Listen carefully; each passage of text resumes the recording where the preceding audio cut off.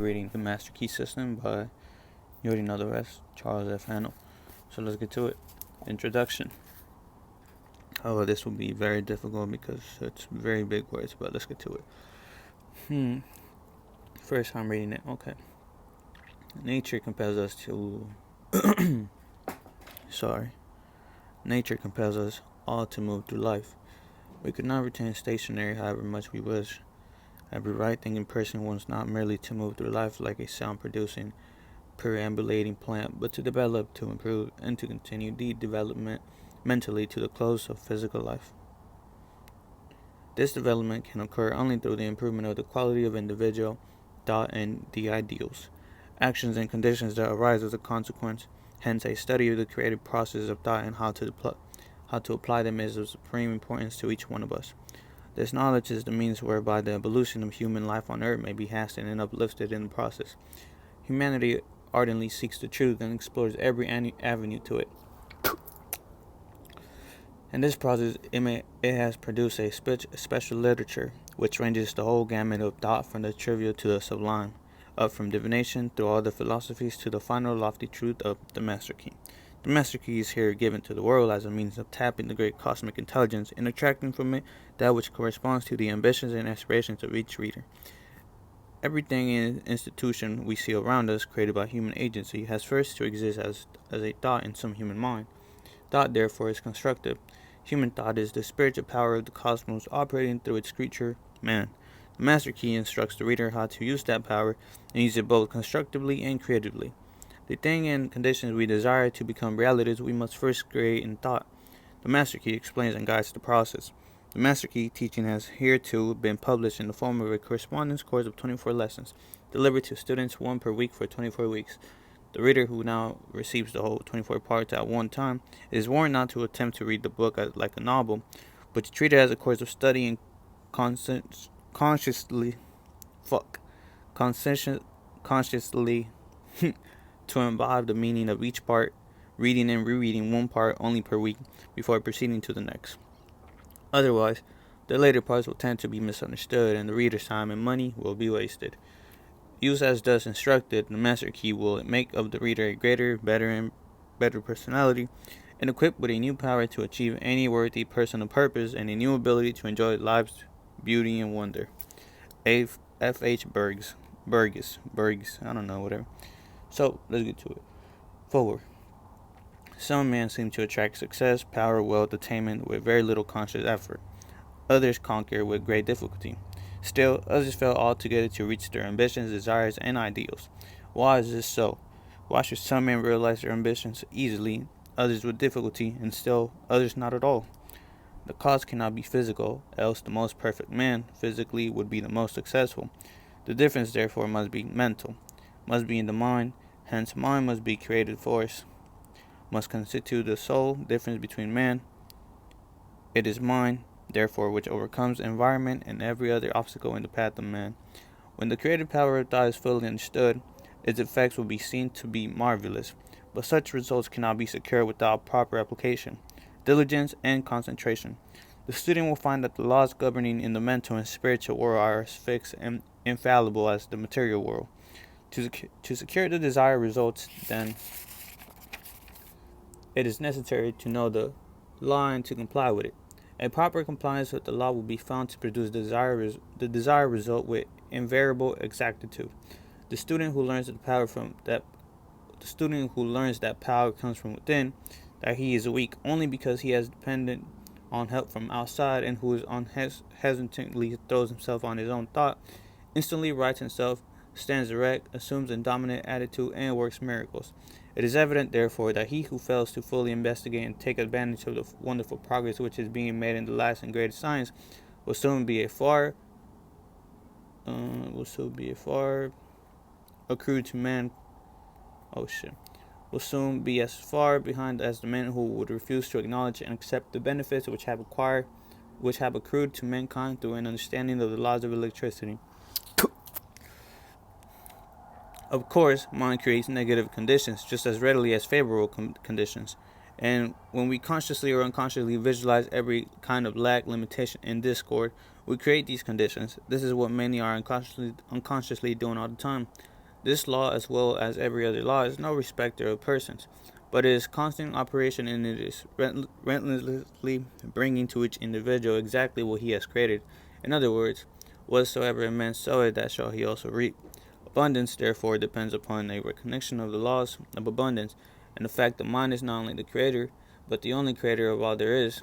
Certainly, nothing can be created before we know it that it can be created, and then make the proper effort. There's no more electricity in the world today than there was 50 years ago, but until someone recognized the law by which it could be made of service, we receive no benefit. Now, the law is understood, practically the whole world is lit by it. So with the law of abundance, it is only those who recognize the law and place themselves in harmony with it, who share its benefits. I have to spit because, yeah. The scientific spirit now dominates every field of effort. Relations of cause and effect are no longer ignored. The discovery of a region of law marked an epoch in human progress. It eliminated the element of uncertainty and caprice in man's lives, and substituted law, reason, and certitude. Men now understand that for every result there is an adequate and definite cause, so that when given the result is desired, they seek the condition by which alone this result may be attained. The basis upon which all law rests was discovered by inductive reasoning, which consists of comparing a number of separate instances with one another until the common factor which gives rise to them all is seen. It is this method of study to which the civilized nations owe the greater part of their prosperity and the more valuable part of their knowledge. It has lengthened life, it has mitigated pain, it has spanned rivers, it has brightened the night with the splendor of day, extended the range of vision, accelerated motion, annihilated distance, facilitated intercourse, and enabled man to descend into the sea and into the air. What wonder then that men soon endeavor to extend the blessings of this system of study to their method of thinking, so that when it became plainly evident that certain results follow a particular method of thinking, it is only remained to classify these results. Alright. This method is scientific, and it is the only method by which we shall be permitted to retain the degree of liberty and freedom which we have been accustomed to look upon as an inalienable right, because a people is safe at home, and in the world only if national preparedness means such thing as growing surplus of health, accumulated efficiency in public and private business of whatever sort, continuous advance in the science and art of acting together, and the increasingly dominant endeavor to make all of these and all other aspects of national development center and revolve about ascending life, single and collective, for which science, art, and ethics furnish guidance and controlling motives. The master key is based on absolute scientific truth and will unfold the possibilities that lie dormant in the individual, and teach how they may be brought into powerful action to increase the person's effective capacity, bringing added energy, discernment, vigor, and increase the person's and mental elasticity. The student who gains an understanding of the mental laws which are unfolded will come into the possession of an ability to secure results hitherto undreamed of, and which has rewards hardly to be expressed in words. It explains the correct use of both the receptive and active elements of the mental nature. It instructs the student in the recognition of opportunity. It strengthens the will and reasoning powers, and teaches the cultivation and best of uses of imagination, desire, the emotions, and the intuitional faculty. It gives initiative, tenacity of purpose, wisdom of choice, intelligence, sympathy, and a thorough enjoyment of life on its higher planes. The master key teaches the use of mind power, true mind power, not any of the substitute and perversions. It has nothing to do with hypnotism, magic, or any of the more or less fascinating deceptions by which many are led to think that something can be had for nothing. The master key cultivates and develops the understanding which will enable you to control the body and thereby the health, and improves and strengthens the memory. It develops insight, the kind of insight which is so rare, that kind which is the distinguishing characteristic of every successful businessman, the kind which enables man to see the possibilities as well as the difficulties in every situation, the kind which enables man to discern opportunity close at hand. For thousands fail to see opportunities almost within their grasp, while they are industriously working with situations which under no possibility can be made to realize any substantial return. The master key develops mental power, which means that others instinctively recognize that you are a person of force, of character, that they want to do that they want to do what you want them to do. It means that you attract men and things to you, that you are what some people call lucky, that things come to you, that things come your way, that you have come into an understanding of the fundamental laws of nature and have put yourself in harmony with them, that you are in tune with the infinite, that you understand the law of attraction, the natural laws of growth, and the psychological laws in which all advantages in the social and business world rest. Mental power is creative. It gives you the ability to create for yourself. It does not mean the ability to take something away from someone else. Nature never does things that way. Wait, what? Mental power is creative power. It gives you the ability to create for yourself. It does not mean the ability to take something away from someone else. Nature never does things that way. Nature makes two blades for grass grow where one grew before. Mind power enables men to do the same thing. The master key develops insight and sagacity, increased independence, the ability and disposition to be helpful. It destroys distrust, depression, fear, melancholia, and every form of lack, limitation, and weakness, including pain and disease. It awakens buried talents, supplies initiative force. It awakens buried talents, supplies initiative, force, energy, vitality. It awakens an appreciation of the beautiful art. It awakens an appreciation of the beautiful in art, literature, and science. It has changed the lives of thousands of men and women by substituting definite principles for uncertain and lazy methods, and principles for the foundation upon which every system of efficiency must rest. Albert Gary, the chairman of the United States Steel Corporation, said, "The services of advisors, instructors, efficiency experts, and successful management are indispensable to most business enterprise of magnitude, but I deem the recognition and adoption of right principles vastly more important. The Master Key teaches right principles and suggests methods for making a practical application of the principles, in that it differs from every other course of study. It teaches that the only possible value which can attach to any principle in its application. Many read books, take home study courses, attend lectures, all their lives without ever making any progress in demonstrating the value of the principles involved." Okay. The Master Key suggests methods by which the value of the principles taught may be demonstrated and put into actual practice in the daily experience. There is a change in the thought of the world. This change is silently transpiring in our midst, and is more important than any which the world has undergone since the downfall of paganism. The present revolution is the opinions of all classes of men. The highest and most culture of men, are, as well as those of the laboring class, stand unparalleled in the history of the world. Science has of late made such vast discovery, has revealed such an infinity of resources, has unveiled such enormous possibilities and such unsuspected forces, that scientific men more and more hesitate to affirm certain theories established and indubitable,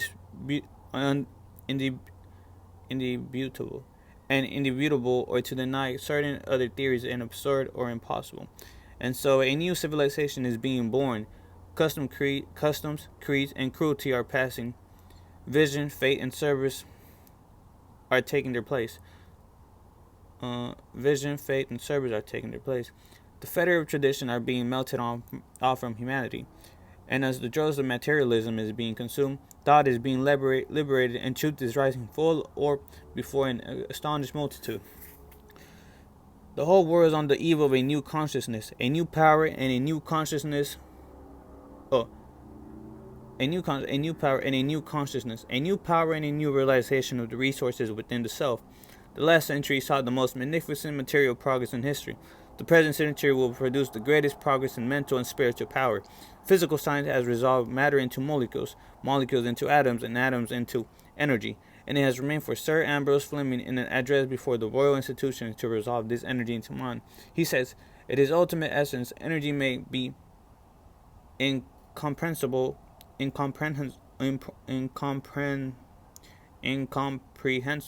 by us except as an exhibition of the direct operation of that which we call mind or will. Let us see what are the most powerful forces in nature. In the mineral world, everything is solid and fixed. In the animal and vegetable kingdom, it is in a state of flux, forever changing, always being created and recreated. In the atmosphere, we find heat, light, and energy. Each realm becomes finer and more spiritual as we pass from the visible to the invisible, from the coarse to the fine, from the low potentiality to high potentiality. When we reach the invisible, we find energy in its purest and most volatile state, and as the most powerful forces of nature are in the invisible forces, so we find that the most powerful forces of man are his invisible forces, his spiritual force, and the only way in which the spiritual force can manifest is through the process of thinking. So the way you think creates your fucking life. Okay. Thinking is the only activity which the spirit possesses, and thought is the only product of thinking. I'm going to repeat that.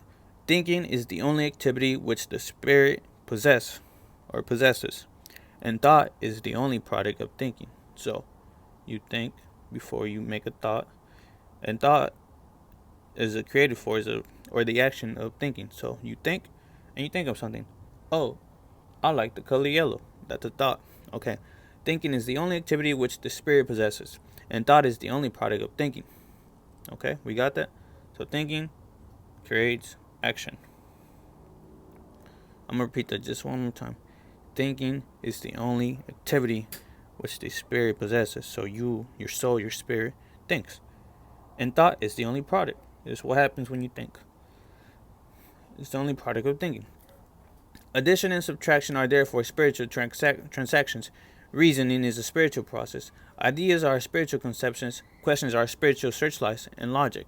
Argument and philosophy is spiritual machinery. Every thought brings into action certain physical tissue, parts of the brain, nerve, or muscle. This produces an actual physical change in the construction of the tissue. Therefore, it is only necessary to have a certain number of thoughts on a given subject in order to bring about a complete change in the physical organization of a man. This is the process by which failures change to success. Thoughts of courage, power, inspiration, harmony are substituted for thoughts of failure, despair, lack, limitation, and discord. And as these thoughts take root, the physical tissue is changed and the individual sees life in a new light. Old things have actually passed away. All things have become new. He is born again, this time born of the Spirit. Life has a new meaning for him. He is reconstructed and is filled with joy, confidence, hope, energy. He sees opportunities for success to which he was therefore blind. He recognizes possibilities which before he had no meaning for him. The thought of success with which he has been impregnated are radiated to those around him, and they in turn help him onward and upward. He attracts to him new and successful associates. This in turn changes his environment, so that by this simple exercise of thought, a man changes not only himself, but his environment, circumstances, and conditions. You must see that we are the dawn of a new day. You must see that we are at the dawn of a new day. That the possibilities are so wonderful, so fascinating, so limitless, as to be almost bewildering. A century ago, any man with a Gatling gun could have annihilated a whole army equipped with the implements of warfare then in use. So it is at present. Any man with a knowledge of the possibilities contained in the master key has an inconceivable advantage over the multitude. So being aware of this power, well, it said right there, being aware of this power gives you an advantage over the world. It's like having a gun and everybody else has a Nerf gun, pretty much, or a water gun, and you can just do whatever you want, right? So, chapter 1. Okay. Oh, my phone fell. Sorry about that. Okay. Am I still recording? Alright, bet. So, chapter 1. It is my privilege to enclose here with part 1 of the Master Key System. What do you bring into your life? More power. Get the power consciousness. More health. Get the health consciousness. More happiness. Get the happiness consciousness. Live the spirit of these things until they become yours by right. It will then become impossible to keep them from you. The things of the world are fluid to a power within man by which he rules them. You need not acquire this power. You already have it. But you want to understand it. You want to use it. You want to control it. You want to impregnate yourself with it so that you can go forward and carry the world before you. So you want to become the master, right? Okay, this book will show you that. Day by day, as you go on, as you gain momentum, as your inspirations deepens, as your plans crystallize, as you gain understanding, you will come to realize that this world is no dead pile of stones and timber, but that it is a living thing. It is made of the beating hearts of humanity. It is a thing of life and beauty. It is evident that it requires understanding to work with material of this description. But those who come into this understanding are inspired by the new light, a new force. They gain confidence, a greater power each day. They gain confidence and greater power each day. They realize their hopes and their dreams come true. Life has a deeper, fuller, clearer meaning than before. And now, part one. So I'm gonna just summarize this introduction real quick. I know it says let me repeat that.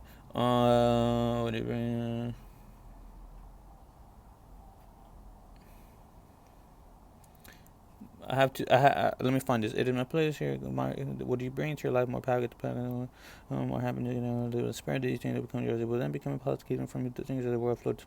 Okay, therefore, the things of the world are fluid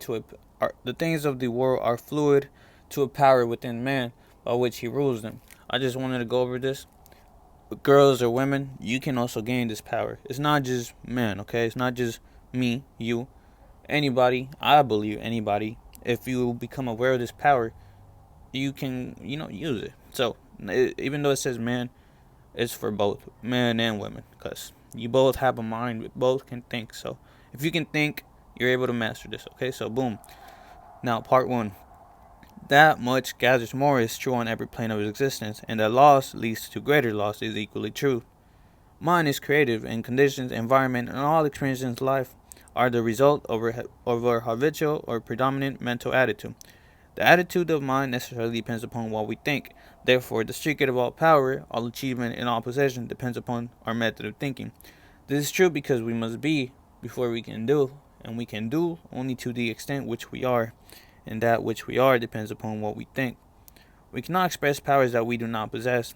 The only way by which we may secure possession of power is to become conscious of power, and we can never become conscious of power until we learn that all power is from within. So the way you think.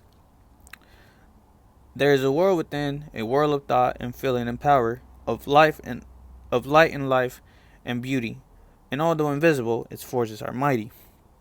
The world within is governed by mind. When we discover this world, we shall find the solution for every problem, the cause for every effect, and since the world within is subject to our control, all laws of power and possession are also within our control. The world without is a reflection of the world within. What appears without is what has been found within. In the world within may be found infinite wisdom, infinite power, infinite supply of all that is necessary, waiting for unfoldment, development, and expression. If we recognize these potentialities in the world within, they will take form in the world without. Harmony in the world within will be reflected in the world without by harmonious conditions, agreeable surroundings, the best of everything. It is the foundation of health and a necessary essential to all greatness, all power, all attainment, all achievement, and all success. Harmony in the world within means the ability to control our thoughts and to determine for ourselves how any experience is to affect us, so why not feel peaceful, okay? So let's keep going. Harmony in the world within results in optimism and affluence. Affluence within results in affluence without. Oh shit, my bad. Alright, let's keep going. I'm almost done. The world without reflects the circumstances and the conditions of the consciousness within. If we find wisdom in the world within, we shall have the understanding to discern the marvelous possibilities that are latent in this world within, and we shall be given the power to make these possibilities manifest in the world without. As we become conscious of the wisdom in the world within, we mentally take possession of this wisdom, and by taking mental possession, we come into actual possession of the power and wisdom necessary to bring into manifestation the essentials necessary for a most complete and harmonious development. The world within is the practical world in which the men and women of power generate courage, hope, and fuck, I always struggle with this word. Enthusiasm. Fuck. I'm gonna spell it out for you guys. Enthusiasm. Enthusiasm. Fuck. We'll just skip it. But another word for this word is excitement. People. Yeah, excitement. Like, So let me repeat this phrase. The world within is the practical world. The world within is the practical world in which the world within is the practical world in which the men and women of power generate courage, hope, excitement, confidence, trust, and faith, by which they are given divine intelligence to see the vision and the practical skills to make the vision real. Life is an unfoldment, not a creation. What comes to us in the world without is what we already possess in the world within. All possession is based on consciousness. All gain is the result of a cumulative consciousness. All loss is the result of a scattering consciousness. Mental efficiency is contingent upon harmony. Discord means confusion. Therefore, he who would acquire power must be in harmony with natural law. We are related to the world without by the objective mind. The brain is the organ of the mind, and the cerebrospinal system of nerves puts us in conscious communication with every part of the body. The system of nerves responds to every sensation of light, heat, odor, sound, and taste. When this mind thinks correctly, when it understands the truth, when the thoughts sent through the cerebrospinal nervous system to the body are constructive, these sensations are pleasant, harmonious. These sensations are pleasant and harmonious. The result is that we build strength, vitality, and all constructive forces into our body, but it is through this same objective mind that all distress, sickness, lack, limitation, and every form of discord and inharmony is admitted to our lives. It is therefore through the objective mind, by wrong thinking, that we are related to all destructive forces. We are related to the world within by the subconscious mind. The solar plexus is the organ of this mind. The sympathetic system of nerves presides over all subjective sensations, such as joy, fear, love, emotion, respiration, imagination, and all other subconscious phenomena. It is through the subconscious that we are connected with the universal mind and brought into relation with the infinite constructive forces of the universe. It is the coordination of these two centers of our being and the understanding of their functions which is the great secret of life.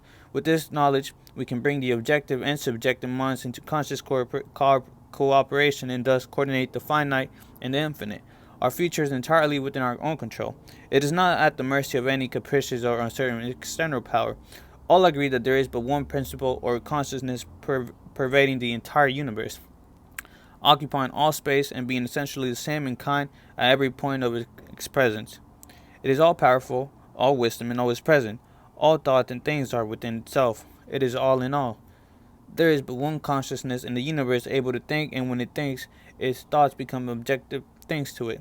As this consciousness is omnipresent, it must be present within every individual. Each individual must be a manifestation of the omnipotent, omniscient, and omnipresent consciousness. As there is only one consciousness in the universe that is able to think, it necessarily follows that your consciousness is identical with the universal consciousness. Or in other words, all mind is one mind. There is no doubt in this conclusion. The consciousness that focuses in your brain cells is the same consciousness which focuses in the brain cells of every other individual. Let me repeat that. The consciousness that focuses in your brain cells is the same consciousness which focuses in the brain cells of every other individual. Each individual is but the individualization of the universal, the cosmic mind. The universal mind is a static or potential energy. It simply is. It can manifest only through the individual, and the individual can manifest only through the universal. Only through the universal. They are one. The ability of the individual to think, is his ability to act on the universal and bring it into manifestation. Human consciousness consists only in the ability of man to think. Mind in itself is believed to be a subtle form of static energy, from which arises the activities called thought, which is the dynamic phase of mind. Mind is static energy, thought is dynamic energy. The two faces of the same thing. Thought is therefore the vibratory force formed by converting static mind into dynamic mind. So, when you think, you create your thoughts, and your thoughts become your actions, I guess. Listen. As the sum of all attributes are contained in the universal mind, which is omnipotent, omniscient, and omnipresent, these attributes must be present at all times in their potential form in every individual. Therefore, when the individual thinks, the thought is compelled by its nature to embody itself in objectivity. Therefore, when the individual thinks, the thought is compelled by its nature to embody itself in an objectivity or condition which will correspond with its origin. Every thought, therefore, it is a cause, and every condition is an effect. For this reason, it is absolutely essential that you control your thoughts so as to bring forth only desirable conditions. All power is from within, and it is absolutely under control. It comes through exact knowledge and by the voluntary exercises of exact principles. It should be plain that when you acquire a thorough understanding of this law and are able to control your thought process, you can apply it to any condition. In other words, you will have come into conscious cooperation with omnipotent law, which is the fundamental basis of all things. The universal mind is the life principle of every atom which is in existence. Every atom is continually striving to manifest more life. All are intelligent, and all are seeking to carry out the purpose for which they were created. A majority of mankind lives in the world without. Few have found the world within, and yet it is the world within that makes up the world without. It is therefore creative, and everything which you find in your world without has been created by you in the world within. The system will bring you into a realization of power which will be yours when you understand this relation between the world without and the world within. The world within is the cause, the world without the effect. To change the effect, you must change the cause. You will at once see that this is a radically new and different idea. Most men try to change the effects by working with effects. They fail to see that this is simply changing one form of distress for another.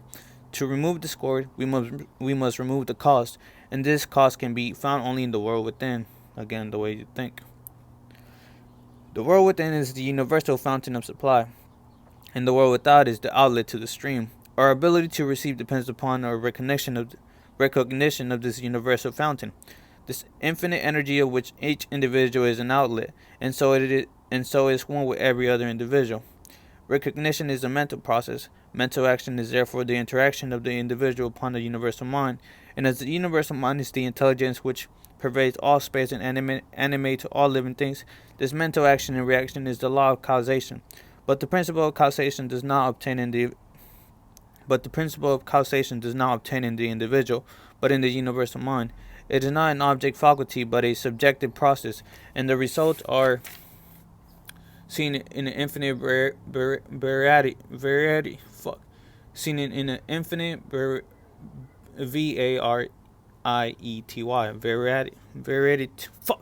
Fuck it. It's seen in an infinite variety of conditions and experiences. Another word for the word I was struggling to say was multiple. It's seen in the multiple forms of conditions and experiences. In order to express life, there must be mind. Nothing can exist without mind. Everything which exists is some manifestation of this one basic substance from which and by which all things have been created and are continually being recreated. We live in a fathomless zeoplastic mind substance. This substance is ever alive and active. It is sensitive to the highest degree. It takes form according to the mental demand. Thought forms the mold or matrix from which the substance expresses. So everything you see, everything you touch, that's the matrix, that's the mold. That's thought, therefore. Remember that it is the application alone that the value consists, and that a practical understanding of this law will substitute abundance for poverty, wisdom for ignorance, harmony for discord, and freedom for tyranny. And certainly there can be no greater blessing than these from a material and social standpoint. Now, make the application. Select a room where you can be alone and undisturbed. Sit erect comfortably, but do not lounge. Let your thoughts roam where they will, but be perfectly still for from 15 minutes to half an hour. Continue this for 3 or 4 days, or for a week, until you secure full control of your physical being. Many will find this extremely difficult. Others will conquer with ease, but it is absolutely essential to secure complete control of the body before you are ready to progress. Next week, you will receive the instructions for the next step. In the meantime, you must have mastered this one. Okay, that was part 1. Here are some study questions for you guys, I guess. I don't have the answers. I don't have the book with the answers, so I just have the questions. Okay, what is the world without in its relation to the world within? That's question 1. So, what is the world without in its relation to the world within? I already have the answer, but I'm not going to tell it to you guys because you guys got to find that on your own. 2. Upon what does all possession depend? 3. How is the individual related to the objective world? 4. How is he related to the universal mind? 5. What is the universal mind? 6. How can the individual act on the universal? 7. What is the result of this action and interaction? 8. How are harmonious and desirable conditions secure? 9. What is the cause of all discord, inharmony, lack, and limitation? 10. What is the source of all power? Okay. that was all. Enjoy. Goodbye. Have a good fucking day. Goodbye. Okay, goodbye.